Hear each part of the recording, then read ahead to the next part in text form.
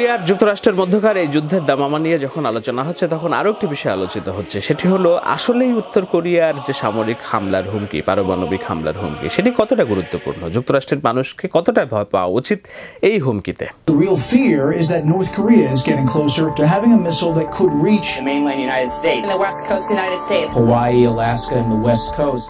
এ নিয়ে নানান রকম বিশ্লেষণ হচ্ছে নানান জায়গায়। আমি সামাজিক গণমাধ্যম অর্থাৎ ইউটিউব থেকে দুটি ভিজুয়াল বিশ্লেষণ আমার পছন্দ হয়েছে, গ্রাফিক্যাল বিশ্লেষণ। আমি ভাবছি যে আপনার সাথে একটু দেখানো দরকার যে না এটি আসলে কতটুকু যুক্তিসম্মত যে উত্তর কোরিয়া কতটুকু হামলা চালাতে পারে। North Korea has been showing off its latest range of ballistic missiles, and this map shows how far each one can go. As you can see, it looks like most Korea can target an American city. It'll be less likely to come to the aid of South Korea or Japan. This would effectively break up the alliance that's designed to keep North Korea in check. But the implications of this would go far beyond the Korean peninsula.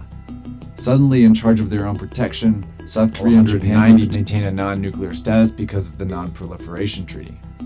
But the success of a North এখানে বলা হচ্ছে যে যুক্তরাষ্ট্রকে হামলা চালাতে হলে, অবশ্যই মূল ভূখণ্ডে হামলা চালাতে হলে উত্তর কোরিয়ার প্রয়োজন হচ্ছে আইসিবিএম। আইসিবিএম কি? সেটা হচ্ছে যে ইন্টারকন্টিনেন্টাল ব্যালিস্টিক মিসাইল, আন্তঃমহাদেশীয় ক্ষেপণাস্ত্র। আন্তঃমহাদেশীয় ক্ষেপণাস্ত্র এরই মধ্যে একটি বানাতে সক্ষম হয়েছে উত্তর কোরিয়া, সেটির এখনও পরীক্ষা সম্পন্ন হয়নি, যেটি নিয়েই এই এত কথা হচ্ছে। যুক্তরাষ্ট্র বলে রেখেছে যে এই পরীক্ষা চালালেই আক্রমণ করা হবে এবং তাকে থামানোর চেষ্টা করা হচ্ছে যে এই পরীক্ষা যেন সে চালাতে না পারে।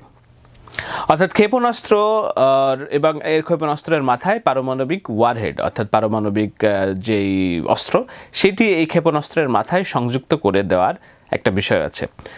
সেটি ক্ষেপণাস্ত্র যদি পরীক্ষা চালানো সম্ভব হয়, ক্ষেপণাস্ত্র যদি সফলভাবে তার লক্ষ্যে আঘাত আনতে সক্ষম হয়, তখনই কেবলমাত্র এই পারমাণবিক ওয়ারহেডটি তার সামনে বসিয়ে দেওয়ার কাজের যে পরীক্ষামূলক কাজ সেটি শুরু করবে উত্তর কোরিয়া। এই হলো উত্তর কোরিয়ার যুক্তরাষ্ট্রের মূল ভূখণ্ডে আক্রমণ করার সক্ষমতা। যে ইন্টারকন্টিনেন্টাল ব্যালিস্টিক মিসাইল আইসিবিএমের কথা বলা হচ্ছে উত্তর কোরিয়া যেখানে একটি আছে, ভক্সের তথ্য অনুযায়ী সেটি কয়েক হাজার করে আছে যুক্তরাষ্ট্র এবং রাশিয়ার। Stacked on top of each other, each missile is used one by one to push the warhead into space. তবে এরই মধ্যে যেটি উদ্বেগের বিষয় সেটি হলো যে স্বল্প মাত্রা এবং মাঝারি মাত্রার কয়েক হাজার ব্যালিস্টিক মিসাইল উত্তর কোরিয়া সক্ষমতা অর্জন করেছে। এরই মধ্যে সে 5টি পরীক্ষা চালিয়েছে, 5টির মধ্যে 3টি ব্যর্থ হয়েছে, 2টি সফল হয়েছে। সুতরাং তার থেকেই যে আশঙ্কা করা হচ্ছে সেটি হলো যে উত্তর কোরিয়া যদি যুক্তরাষ্ট্রের মূল ভূখণ্ডে আঘাত হানতে এখনই সক্ষম নাও হয়ে থাকে, তবুও যুক্তরাষ্ট্রের যে প্রধান মিত্র কোরিয়া পেনিনসুলাতে দক্ষিণ কোরিয়া এবং জাপান, তার কয়েকটি বড় শহর একেবারে গুঁড়িয়ে দিতে পারে নিমেষের মধ্যে উত্তর কোরিয়া। একই সাথে গুয়াম প্রশান্ত মহাসাগরীয় অঞ্চলে যুক্তরাষ্ট্রের মূল যে সামরিক ঘাঁটি সেটিও গুঁড়িয়ে দিতে পারে। আরও একটু যদি সক্ষমতা তার থেকে থাকে মাঝারি পাল্লার, তাহলে আলাস্কার কোনো একটি শহর আঘাত হানতে সক্ষম হয়েছে বলে বলছে ভক্সের এই বিশ্লেষণ। South Korea and Japan wouldn't attack North Korea because they've seen the missiles that could devastate some of their largest cities. Also, they don't have nuclear weapons of their own. So what's keeping North Korea from attacking its enemies? The US is. They promised to protect South Korea and Japan with the largest nuclear arsenal in the world. প্রশ্ন হচ্ছে যে কেন উত্তর Korea তার এই সামরিক হামলা চালাচ্ছে এবং এই যুক্তরাষ্ট্রকে কেন্দ্র করেই কেন তার যাবতীয় যুদ্ধ প্রস্তুতি। খুবই সহজ হিসাব, উত্তর কোরিয়ার বর্তমান নেতৃত্ব কিম জং উন, তার বাবা কিম জং ইল এবং তার দাদা এই ধারণায় পর্যবেসিত যে না, তাদের যে পারিবারিক শাসন ব্যবস্থা সেটিকে যুক্তরাষ্ট্র ধ্বংস করে ফেলবে।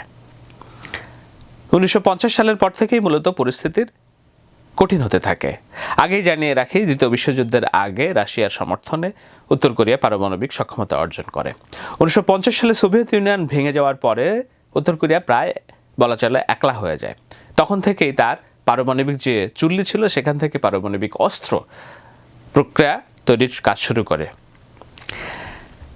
এর মধ্য দিয়ে তাকে এই দেশটিকে থামানোর জন্য নানান রকম উদ্যোগ তৈরি হয়েছে। 1990 সাল থেকে আসলে উত্তর কোরিয়া ক্ষেপণাস্ত্র পরীক্ষা চালিয়ে যাচ্ছে। তখন প্রেসিডেন্ট জর্জ বুশ, প্রেসিডেন্ট এরপরে বারাক ওবামা নানানভাবে চেষ্টা করেছেন, কোনো লাভ হয়নি। সাম্প্রতিক সময়ে ডোনাল্ড ট্রাম্প এসে বলছেন যে না, এটা অনেক হয়েছে। যুক্তরাষ্ট্রের এতদিনকার যে ধৈর্য সেটি একেবারে মাত্র অতিরিক্ত করে ফেলেছে। এখন তাকে আক্রমণ করাটা এবং তাকে থামানোটা ছাড়া আর কোনো বিকল্প নেই। And it's clear that his goal is a nuclear weapon and the means to deliver it to the United States of America. Is there any doubt in your mind? There is no doubt in my mind. 제조선의 첫 수소탄 시험 완전 성공. North Korea's managed to send rockets into orbit, but it hasn't ever landed one on a target.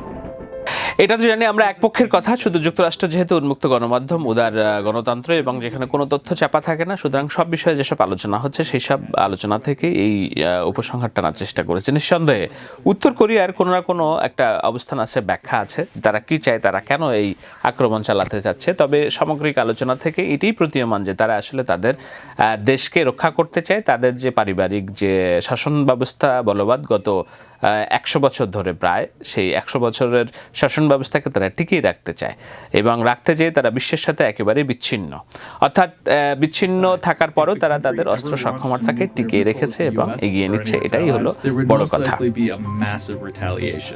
And that would be the end of North Korea as we know it. Hello, this is Shahed Alam. আমি আশা করি আমার এই আলোচনা পর্যালোচনা আপনাদের ভালো লেগেছে। যদি ভালো লেগে থাকে তাহলে এই চ্যানেলটি সাবস্ক্রাইব করুন। আমি এই ধরনের আলোচনা ভবিষ্যতে আরো অব্যাহত রাখতে চাই।